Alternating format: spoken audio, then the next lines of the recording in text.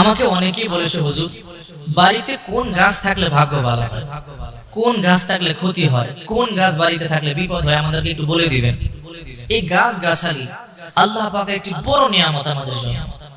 এই পৃথিবীতে আল্লাহ পাক রব্বুল আলামিন কত রকমের গাছ গাছালি সৃষ্টি করেছেন। গাছ গাছালি ফল ফুল দিয়ে এই পৃথিবীটা আল্লাহ পাক কত সুন্দর করে সাজিয়েছেন।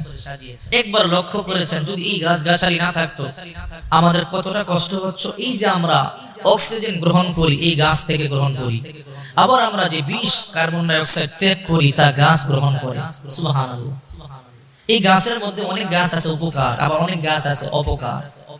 যেমন বুখারী শরীফের হাদিস 2333 নম্বর হাদিস, বিশ্বনবী মুহাম্মদ রাসূলুল্লাহ সাল্লাল্লাহু আলাইহি ওয়াসাল্লাম বলেছেন, তোমরা পৃথিবীতে গাছ রোপণ করো। কোন ব্যক্তি যখন কোন গাছ রোপণ করে অথবা কোন ফসল বনে, এই গাছ থেকে অথবা এই ফসল থেকে কোন পাখি অথবা মানুষ যদি খায় তার জন্য সদকা হবে। বিশ্বনবী বলেন, কেউ একটা গাছ রোপণ করলো, গাছটা বড় হলো, ছায়ার নিচে মানুষ একটু বসলো, ওই ব্যক্তি সওয়াব পাবে। কোন ব্যক্তি একটা গাছ রোপণ করে মারা গেল, আর এই ফল মানুষ অথবা প্রাণী যতদিন পর্যন্ত পশু পাখি ভক্ষণ করবে তার কবরে সদকায়ে জারিয়া সব যেতে থাকবে। সুবহানাল্লাহ। অনেক বড় একটা নিয়ামত হলো এই গাছ। তবে এই গাছের মধ্যে অনেক গাছ আছে অনেক উপকারী। এই গাছ গাছালির মধ্যে একটা গাছ হলো শ্বেতাকন্দ। যদি পারেন এই গাছটি আপনার বাড়িতে লাগাবেন। এই শ্বেতাকন্দ গাছটি অত্যন্ত উপকারী গাছ। দেখবেন সাদা সাদা কিছু ফুল হয়। এই শ্বেতাকন্দ গাছ যেই বাড়িতে থাকে ওই বাড়ির আশেপাশে সাপ আসতে পারে না। এই জন্য চেষ্টা করবেন অন্তত একটা শ্বেতাকন্দ গাছ হলো আপনার বাড়িতে লাগানো। এরপর একটা গাছ হলো কামিনী গাছ। যে কামিনী ফুল আমরা পছন্দ করি, এই কামিনী ফুলের ঘ্রাণ সাপের বড় পছন্দ। এই কামিনী ফুল যে বাড়িতে বসবাস করেন অন্তত ওই বাড়িতে রাখার চেষ্টা করবেন না, কারণ এই কামিনী ফুলের ঘ্রাণে সাপ চলে আসে। এই ঘ্রাণটা অত্যন্ত মৃদু এবং চমৎকার একটি ঘ্রাণ।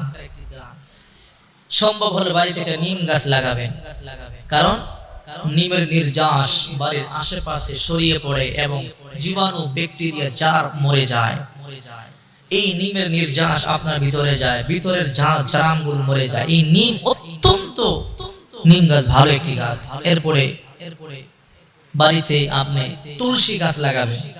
মনে করবেন না এই তুলসী গাছ তো হিন্দুরা লাগায় ইবাদতের জন্য, না, এই তুলসী গাছ অনেক ভালো।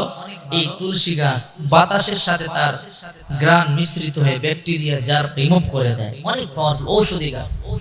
এরপর আমড়া গাছ। যাদের বাড়িতে মানুষ বাতে আক্রান্ত আছে, বর্তমান বিজ্ঞান বলে ওই বাড়িতে আমড়া গাছ না থাকাই ভালো। আমড়া গাছ থাকলে বাতের রোগী ভালো হবে না, চিকিৎসা করলেও ভালো হবে না। এই জন্য আর অনেক উপকারী গাছ আছে। অর্জুন গাছ লাগাবেন। অর্জুন গাছ বাড়িতে থাকলে অনেক ভালো। তো এই সমস্ত ঔষধি গাছগুলো বাড়িতে রোপণ করার চেষ্টা করবেন।